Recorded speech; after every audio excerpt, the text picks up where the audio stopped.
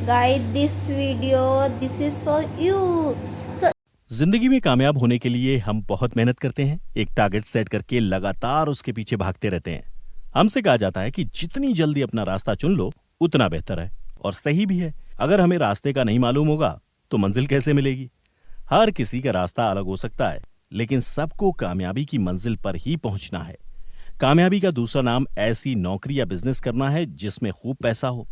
पैसे से हमारी जिंदगी जरूर चलती है, लेकिन हम पैसे के बारे में बहुत कम जानते हैं।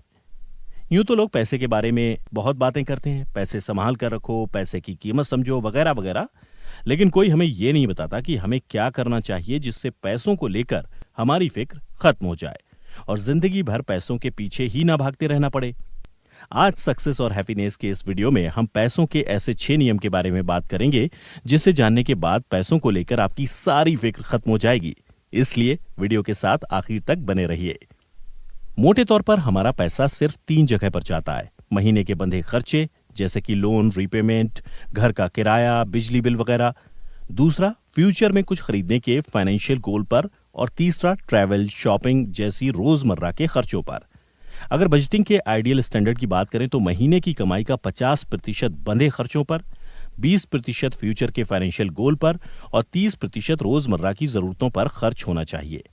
लेकिन अगर आप किसी बड़े शहर में रह रहे हैं और उस हिसाब से ज्यादा कमा भी नहीं पाते, तो आपकी सैलरी का आधा पैसा तो सिर्फ घर के किराए में चला जाता होगा। ऐसे में आप इस परसेंटेज को अपनी सैलरी के हिसाब से एडजस्ट कर सकते हैं।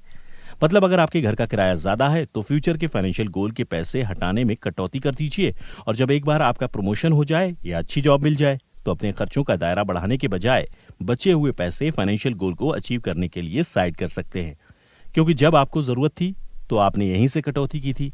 इसी तरह धीरे धीरे आप बजटिंग के आइडियल स्टैंडर्ड को अचीव कर लेंगे। इमरजेंसी फंड मुसीबत बताकर नहीं आती, और जिस दौर से हम गुजर रहे हैं उसमें तो ये बात और सच हो जाती है। कोविड में सब कुछ बंद होने के बाद हमें समझ आया कि इमरजेंसी फंड कितना जरूरी होता है, और इमरजेंसी फंड की इंपॉर्टेंस पता भी चल जाए तो समझ में नहीं आता कि आखिर इमरजेंसी फंड में कितने पैसे होने चाहिए। ये तो आप पर, आपके खर्चों और सिचुएशन पर डिपेंड करता है, लेकिन फाइनेंस के जानकारों का मानना है कि आपके इमरजेंसी फंड में इतने पैसे होने चाहिए जिससे 6 महीने का खर्चा चल सके। उसके लिए आप अपने महीने भर के जरूरी खर्चों को जोड़ लीजिए और फिर उसे 6 से मल्टीप्लाई कर दीजिए। और अगर आपके पास कमाई का कोई परमानेंट जरिया नहीं है, मतलब आप फ्रीलांसर वगैरह हैं, तो अपने इमरजेंसी फंड में 9 महीने के खर्चे का पैसा रखिए। फाइनेंशियल रोड ब्लॉक दोस्तों, जैसा कि नाम से ही समझ में आ रहा है कि इसमें हम उन खर्चों के बारे में बात करेंगे जो हमारी फाइनेंशियल फ्रीडम के बीच रुकावट बने हुए हैं। पैसे को मैनेज करना कोई रॉकेट साइंस नहीं है, लेकिन बजट बनाने के बावजूद पैसों की तंगी बनी रहती है। इसके पीछे रोजमर्रा के कुछ ऐसे खर्च हैं जो जरूरी नहीं है, फिर भी हम उन पर पैसे बर्बाद करते चले जाते हैं। चलिए एक एग्जाम्पल से समझते हैं। लिजी को समझ नहीं आ रहा था कि उसके पैसे कहाँ जा रहे हैं। इतनी मेहनत करने के बावजूद उसे पैसों की तंगी हो रही है। इसका सॉल्यूशन ढूंढने के लिए उसने अपने खर्चों का रिकॉर्ड रखना शुरू कर दिया। उसे एहसास हुआ कि वो महीने भर में स्टारबक्स से पानी की बोतल खरीदने में $100 खर्च कर देती है। उसने फौरन अपनी आदत बदली और बोतल खरीदने के बजाय रीफिलिंग कराने लगी। रीफिलिंग में $10 लगते हैं और अब वो महीने के $90 बचा लेती है। आप भी अपने खर्चों पर नजर रखिए और उन चीजों पर खर्च करना बंद कीजिए जो आपके पैसे के लिए दीमक बन चुकी हैं। एक से ज्यादा तरीकों से कमाइए। अगर आपकी कमाई का जरिया सिर्फ सैलरी है तो आप गरीबों से सिर्फ एक कदम दूर हैं। जैसे ही नौकरी गई आप अपनी जमा पूंजी पर आ जाएंगे। आज के जमाने में हर रोज नई नई टेक्नोलॉजी आ रही है। इंसानों का काम मशीनें करने लगी हैं। सिर्फ एक इन्वेंशन से ही पूरी की पूरी मार्केट तबाह हो जाती है। ऐसे में नौकरी के बने रहने की कोई गारंटी नहीं है, और अगर आपने बढ़िया सेविंग नहीं कर रखी है या फिर नौकरी ही नहीं रही तो आपकी लाइफ में ऐसी सिचुएशन ना आए, इसलिए जरूरी है कि आपकी साइड इनकम आती रहे। साइड इनकम के लिए आप बहुत सारे तरीके अपना सकते हैं। स्टूडेंट पार्ट टाइम जॉब कर सकते हैं, फुल टाइम जॉब करने वाले एक्स्ट्रा पैसे के लिए फ्रीलांस कर सकते हैं, और अगर आपके पास कोई घर वगैरह है तो आप उसे किराए पर उठाकर महीने की अच्छी खासी साइड इनकम कमा सकते हैं। बस सैलरी के भरोसे मत रहिए, क्योंकि अगर आपकी नौकरी बनी भी रही तो इनसे आप सिर्फ बिल्स भर सकते हैं। इसलिए साइड इनकम का भी इंतजाम रखिए ताकि आप जरूरतों से ख्वाहिशों की तरफ बढ़ सकें। ज्यादा कमाइए और खर्च कम कीजिए। दोस्तों, बहुत सिंपल सी बात, अगर आपका अपने खर्चों पर कंट्रोल नहीं है तो आप महीने का 1,00,000-2,00,000 ही क्यों ना कमा लें, आपके लिए कम ही पड़ जाएगा। हम जिस दौर में रह रहे हैं उस दौर का यूथ लाइफस्टाइल इन्फ्लेशन का शिकार है, यानी वो हाई क्लास लाइफस्टाइल जीना चाहता है। बड़ी गाड़ी, ब्रांडेड कपड़े और 5 स्टार होटल्स में खाना, हर किसी को ब्रांडेड ही पहनना है, वो भी अपने लिए नहीं बल्कि लोगों को दिखाने के लिए। जितने पैसे में एक मिडिल क्लास फैमिली का महीने भर का हर तरह का खर्च चल जाए, हमें उससे ज्यादा के जूते पसंद आ जाते हैं। क्योंकि साथ काम करने वाले या दोस्त के पास हैं, इसलिए हम भी अपनी महीने भर की सैलरी से एक जूता खरीद लेते हैं और फिर उधार मांग कर अपना खर्चा चलाते हैं।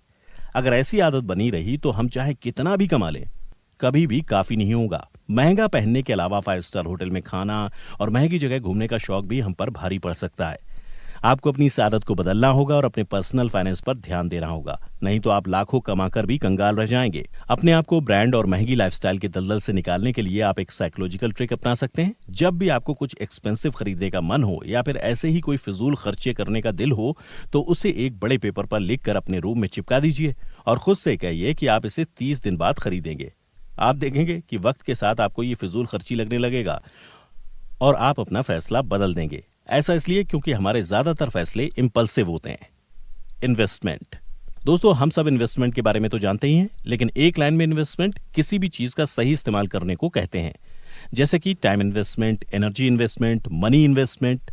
मनी इन्वेस्टमेंट में आप अपना पैसा कहीं पर लगाते हैं और एक वक्त के बाद उस चीज की कीमत बढ़ने की वजह से आपका पैसा भी बढ़ जाता है।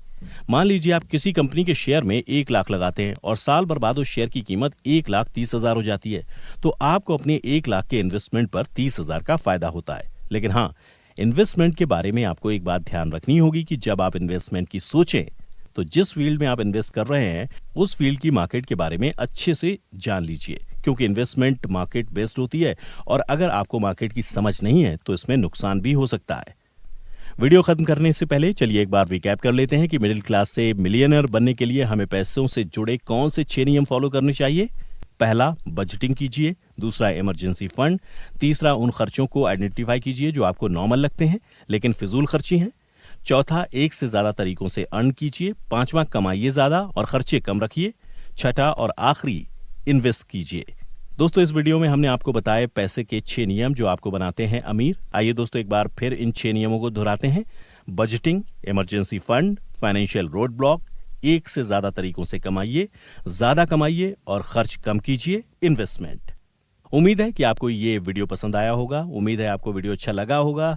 अगर हाँ तो वीडियो को लाइक और शेयर जरूर करिए और हमें इंस्टाग्राम पर भी फॉलो जरूर कर लीजिए। अभी के लिए इतना ही, अगले वीडियो में फिर मिलते हैं। तब तक अपना प्यार और वक्त देने के लिए बहुत बहुत धन्यवाद।